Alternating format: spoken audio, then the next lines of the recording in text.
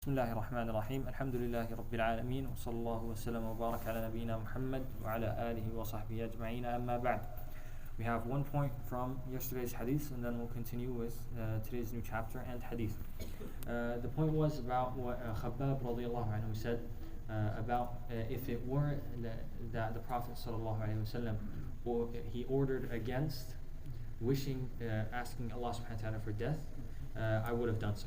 So from the bad situation that people have been attached to dunya and all that.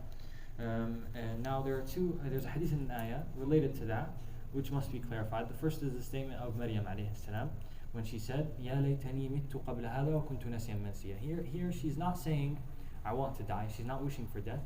She's just saying, I wish I died and not this hadn't happened to me. So this is what she's saying. Just like if you say that I wish I died before seeing something like this, right? Yani you wish that you hadn't seen something like this before your death. And the hadith is the statement of the Prophet ﷺ, that if you want any fitna with your people, فَقْبِضْنِي إِلَيْكَ غَيْرَ مَفْتُونَ, that then let me die without having been affected by this fitna, by this tribulation. This here is a dua to not be affected by this tribulation before death. So it's not a dua for death. So a person, if he is in a bad situation where he feels like saying something like this, he should say what the Prophet ﷺ said, which is, Allahumma ahyini ma damat al-hayatu khayran li. Ya Allah, make me live as long as life is good for me.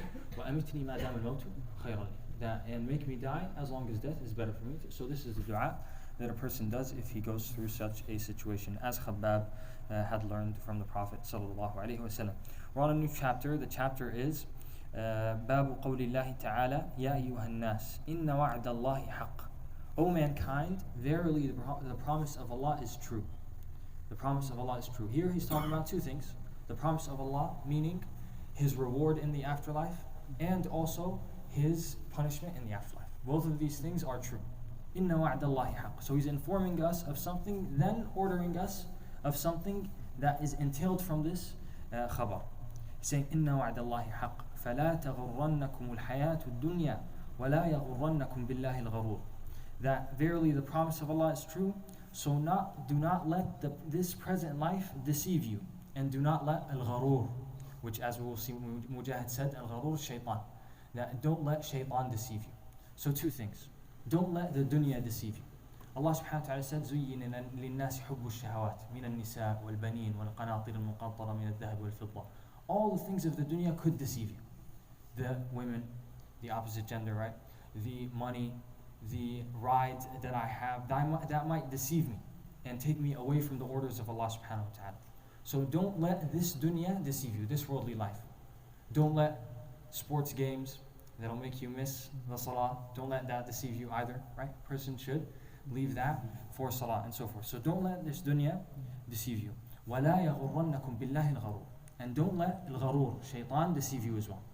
And shaitan is of two types, min al-jinnati wan-nas. There are human shaitans and there are jinn shaitans. The jinn shaitan, of course, are unseen, and they're the ones that whisper. And there is the human shaitans, like the Prophet ﷺ said, du'atun ala abwabi jahannam. They are callers at the gates of Jahannam. So a person mustn't be deceived by either of these two shaitans.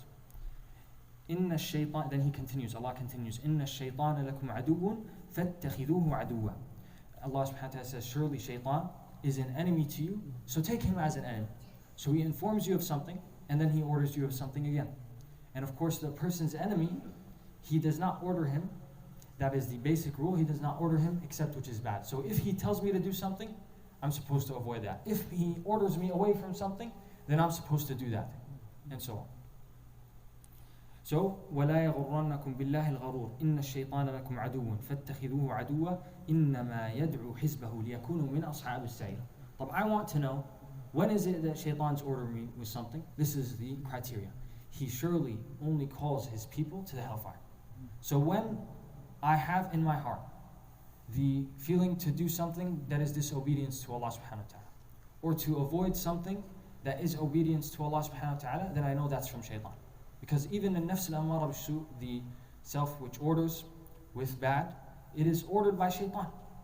So therefore, that's how I know what is the order of shaitan. Then Imam Albukhari, after mentioning these ayat, he said, جَمْعُهُ سُعُرٌ, that Ashab Sa'ir means the people of hellfire. That Shaitan calls his people to become of the people of hellfire, and the plural of that is Su'ur. And then he said, قال مجاهد الغرور الشيطان.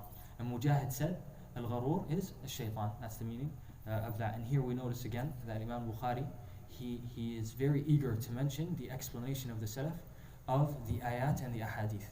So he starts the chapter with the explanations from the first generations. That's why he mentions Mujahid a lot in his Sahih and other things. And this of course corrects a thing which we mentioned at the beginning of the explanation, that some people think Sahih Bukhari is only ahadith.